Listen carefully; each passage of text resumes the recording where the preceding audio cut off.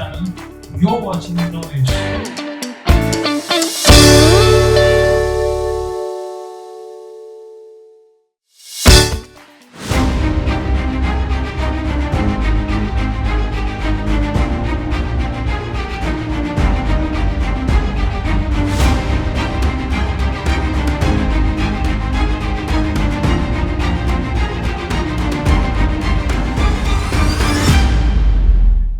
Honeybees can detect explosives. Well दोस्तों ये बात सच है. Honeybees को ट्रेन किया जा सकता है ताकि वो ड्रग्स और एक्सप्लोजिव्स को इजीली डिटेक्ट कर सके. Honeybees ये काम 95 to 98% की एक्यूरेसी के साथ कर सकती है. बट एक्चुअल में एक्सप्लोजिव्स होते क्या हैं? हिस्ट्री की अगर हम बात करें तो नाइट्रोग्लिसरीन इज एक्सप्लोजिव लिक्विड की डिस्कवरी पहली बार इटालियन केमिस्ट एसेनियो सोब्रेरो ने 1846 में अपने लैबोरेटरी में की थी. उन्होंने ग्लाइसरॉल को ट्रीट किया था with a mixture of nitric and sulphuric acid. अब माना जाता है कि नाइट्रोग्लिसरीन की इस इन्वेंशन एक एक्चुअली में मिस्टेक थी. नाइट्रोग्लिसरीन अनडाइल्यूटेड फॉर्म में एक कॉन्टैक्ट एक्सप्लोसिव होता है. इसका मतलब ये है कि जब वो किसी छोटे अमाउंट के एनर्जी के कॉन्टैक्ट में आता है तब एक वायलेंट एक्सप्लोजन हो सकता है. और नाइट्रोग्लिसरीन की सेंसिटिविटी एक हाइड्रोजन बॉम्ब की सेंसिटिविटी की तरह होती है. साल 2020 बेरूट एक्सप्लोजन की इन्वेस्टिगेशन में पाया गया था कि एक्सप्लोजन अमोनियम नाइट्रेट, नाइट्रोग्लिसरीन और काफी डिफरेंट केमिकल्स के वजह से हुआ है और इससे कई लोगों को अपनी जान गंवानी पड़ी. अब आयरनी की बात यह है कि एसेनियो सोब्रेरो अपने खुद के इस डेंजरस इन्वेंशन को लेकर काफी डरे हुए थे क्योंकि उन्हें पता था कि नाइट्रोग्लिसरीन का फ्यूचर यूज काफी डेवास्टेटिंग और डैमेजिंग हो सकता है. वैसे देखा जाए तो आज के इस मॉडर्न वर्ल्ड में there are an number of methods to detect explosives, जैसे mechanical scent detection, x ray machine, sniffing dogs and neutron activation जैसे कई तकनीकी और एडवांस मेथड्स. लेकिन हनीबीज की क्यों? Well, honeybees are not just pollen collectors.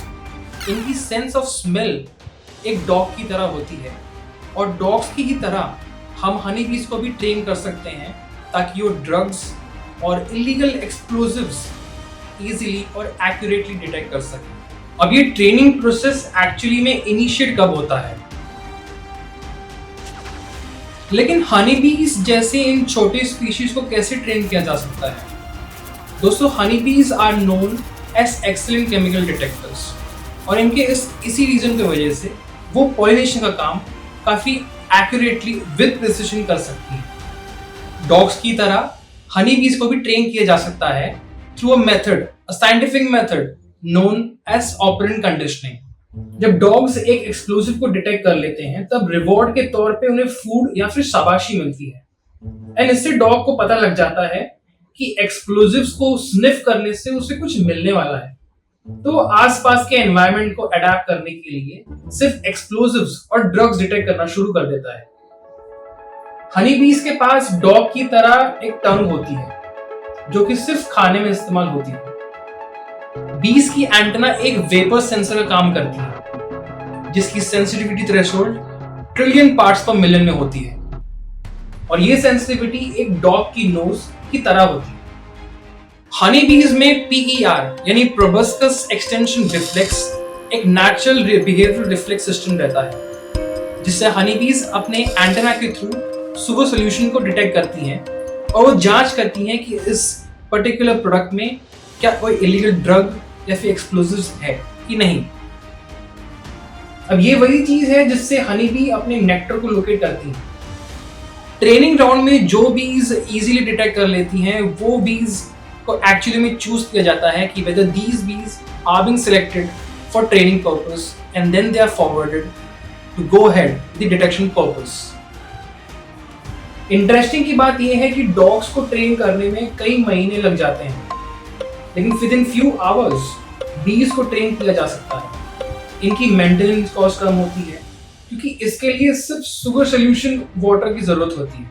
लेकिन defence advance research projects agency के बायोलॉजिस्ट ये कहते हैं कि long term use of honey bees to detect drugs and explosives in the military is quite skeptical.